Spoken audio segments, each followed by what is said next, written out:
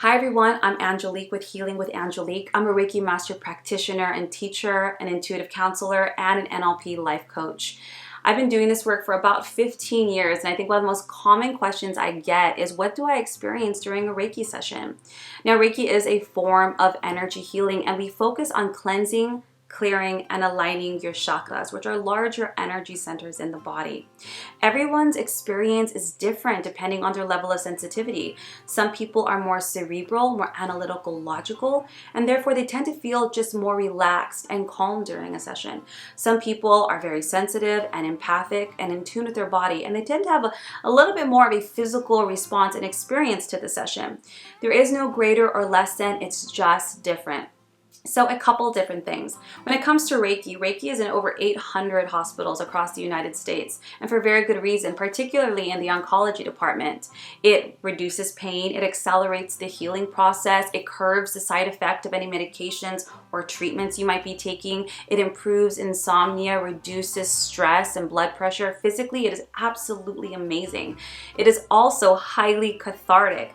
During a Reiki session, it is very common to become emotional. In fact, about 80% of all of my clients cry, and I really encourage full body crying. What happens is, as we cleanse and clear and pull up dense energy from your body, and dense energy is sadness, fear, stress, shame, the gambit of low vibrational emotions. It's not bad, it's human. And as we pull it out, it does have an emotional response. Now, if at any point you attempt to swallow or hold back your tears, understand that you're holding the energy in your body, and that's your free will. No practitioner is going to pull against your free will, but I'll let you know if it's starting to come up, it's going to come up within 48 hours, so you might as well just do it there. I've had tears all over these hands, all over these shoulders. It is normal, and every practitioner has tissues in their office. This is the place to do it. Now, if you are somebody who tends to be more analytical, you tend to overanalyze or overthink, this is not a criticism. That's just how your mind works. You might just feel a little bit more calm and relaxed in a session because you might not be as connected to your body. Again, not a criticism, it's just how you are, and everybody is built different. And relaxing, in my opinion, is a win. Now, it's very common if you are more cerebral that your thoughts are going to speed up for about 10 to 15 minutes at the beginning of a session. What's happening is your mind is resisting change. Everybody knows this. When you start a new diet, a new pattern, a new habit, you try to sit down to meditate, you can't get comfortable, your mind will try to sabotage. It thinks it's keeping you safe. It's just keeping you the same. So if this tends to happen to you in the beginning of any Reiki session, my guidance to you would be, don't fight the thoughts. Just do not attach to the thoughts. I always tell all of my clients, imagine them like clouds passing by your mind's eye. Let them come in, acknowledge them, and let them roll out. And then your thoughts will begin to slow down. It's also very common to get very sleepy during a Reiki session. You heal faster and you release easier when you sleep. And your body knows what it needs. So if it's trying to knock you out and you're like, man, I can take a nap, go to sleep. I always tell all my clients, snore away. Your body is trying to get you to relax, and I will wake you up when it's time. Now, some people during sessions are a lot more sensitive energetically, so a couple different things.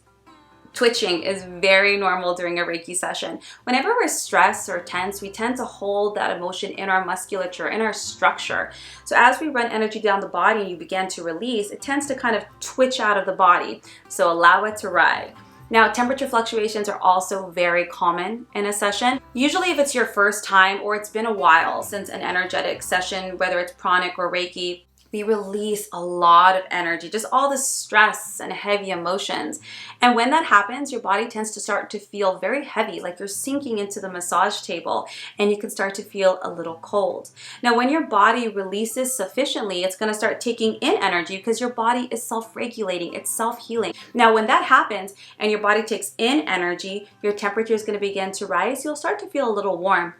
And your subtle body will start to rise. So it can feel like your limbs are moving or like you're floating above the table. You're not. You're more than welcome to take a peek during session, but that's what it can feel like. So some areas can feel heavier and cooler. Some areas can feel warm and lighter. Now, of course, if you get a little too cold or a little too warm, always tell your practitioner, as we want you to be comfortable.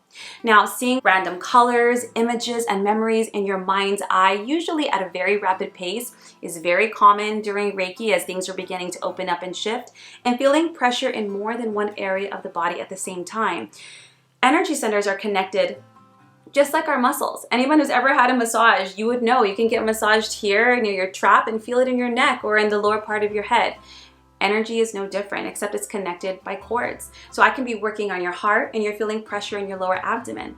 That would tell you that whatever I'm working on here is connected and or rooted in your sacral. So it's very, very normal, nothing to be weirded out about. It's also very common to have to use the restroom during a Reiki session. And why is that? Because the physical body and the energetic body, they mirror each other perfectly.